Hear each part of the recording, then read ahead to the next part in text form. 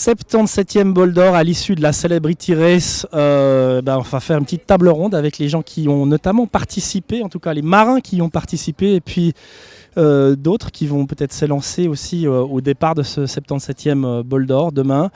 Président du bol d'or Mirabeau, Rodolphe Gauthier. Vous l'avez suivi, vous avez été spectateur de cette Celebrity Race. Qu'est-ce que vous avez à en dire ? Oui, c'est exact, Pierre-Antoine. Magnifiques conditions, typiquement lacustre pour cet après-midi. 5 bateaux affrétés par Mirabeau, préparés par la SNG, à bord des célébrités, des marins et des journalistes. Je crois que l'osmose était totale. 3 manches au final, dont une annulée, ce qui a causé quelques remous au sein du bateau qui aurait été tout désigné pour gagner. Et puis des vainqueurs qui sont des jeunes, c'est l'équipage de Nicolas Anquelin, donc ça nous fait très plaisir parce que c'est aussi un équipage du club. Je crois que tout le monde était content et ça fait plaisir de faire partager la passion de la voile à des gens qui pour la plupart commençaient leur début sur ce bateau.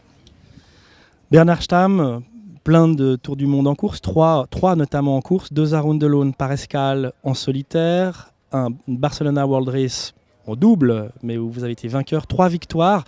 Évidemment, c'est des autres conditions qu'ici, au large de la Société nautique de Genève. Visiblement, ça me va mieux que les petites conditions dans la rade de Genève. Mais bon, c'était très sympa et ça faisait longtemps que j'ai pas eu l'occasion de venir naviguer sur le lac. Donc, et puis j'avais un équipage au top, donc c'était très sympathique.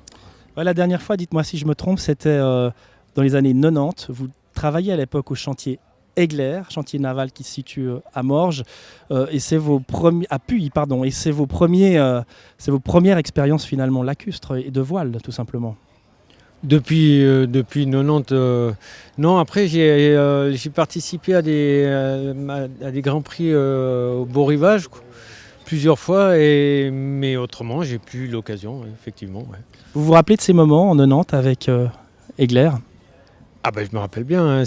Déjà, on me prêtait un bateau. C'était Jean-Claude Biver qui me prêtait un bateau. Et puis, je faisais les trajets pour aller travailler en bateau à un moment donné. Donc, de Saint-Pré à Puy. Donc, pareil, il fallait s'y prendre au bon moment quand il y avait peu de vent, pour arriver à l'heure. Donc, et puis, le bol d'or, forcément.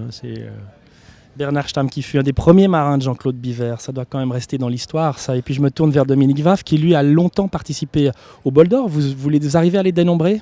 Non, j'arrive plus à les dénombrer. J'ai commencé aussi assez jeune, vers l'âge de 15 ans, mes premiers bols d'or. J'ai dû en faire une quinzaine, vingtaine ou peut-être même un peu plus. Je n'arrive plus à retrouver l'enchaînement de tout ça.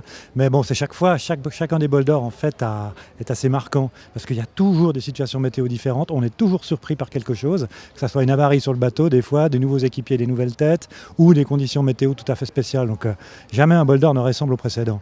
Et du coup, vous repartez cette année et dans la Meute, sur un bateau qui s'appelle Ardisio, qui est un Lutti 33, un bateau de 11 mètres avec des copains, avec la famille Boss et ses amis. Donc c'est avant tout pour le plaisir, pour se retrouver, parce qu'on a passablement navigué ensemble, pour le plaisir de partager un bon moment. Puis c'est quand même des compétiteurs, donc on sait qu'on ne va pas volontiers laisser passer les autres.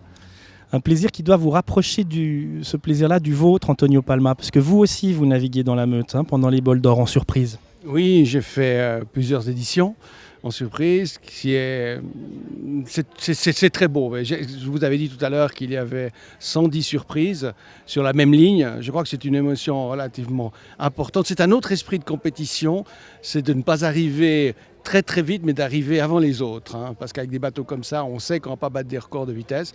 Mais au moins le but, c'est... Il y a toujours une dizaine, quinzaine de bateaux qui finissent dans les premiers. C'est toujours plus ou moins les mêmes.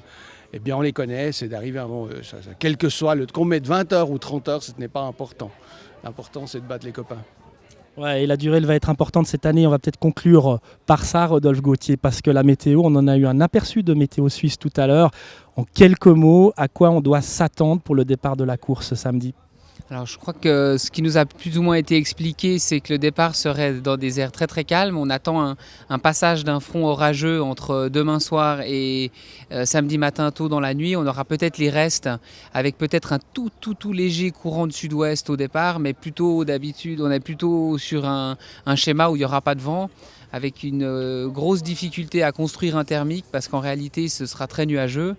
Et donc il faudra prendre son mal en patience, supporter, tenir, et puis ensuite au gré des averses qui viendront sur le parcours, essayer de les accrocher dans le bon sens, si possible au portant, pour faire du chemin sur la marque du Bouvray. Et puis la même chose dans l'autre sens, mais c'est probable que beaucoup de concurrents passent la nuit sur l'eau, et même à mon avis un bon début d'après-midi, parce qu'on est parti pour avoir un bol d'or qui pourrait être relativement long.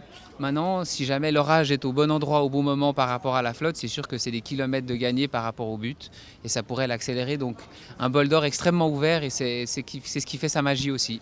Un bol d'or long, un peu Sturm und Drang peut-être en soirée avec des orages. Prudence donc à ceux qui préparent leur bateau. Et puis en tout cas, on se réjouit de le suivre, cette 77e édition qui s'annonce évidemment passionnante.